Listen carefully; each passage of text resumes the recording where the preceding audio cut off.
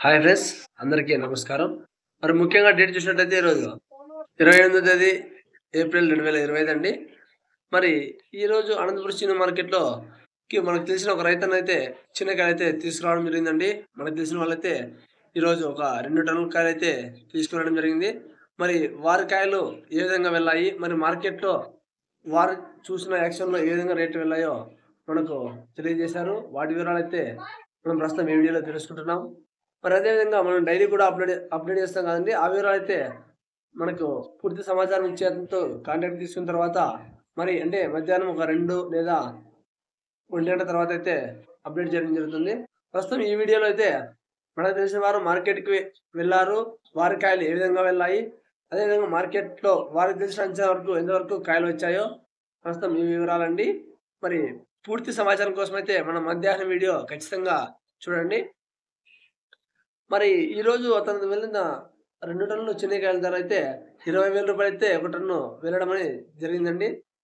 మరి కాయలు ఎక్కువగా ఏమొచ్చాయంటే ఒక 700-800 దాకా మంచి కాయలు అంటే ఫస్ట్ రకం, సెకండ్ రకం కాయలు మొత్తం కలిపి ఆయన చెప్పడం జరిగింది.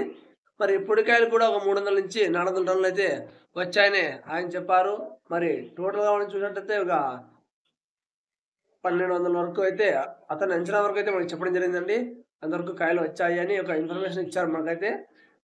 మరి ఈరోజు కాయలు ఏ విధంగా స్టార్ట్ అయ్యాయి మొదలయ్యాయంటే, పొడి కాయలు మినహాయించి మంచిగా క్వాలిటీ ఉన్న కాయలైతే ఆయన చెప్పడం మేరకైతే 15,000 నుంచి అయితే మొదలయ్యాయంటండి.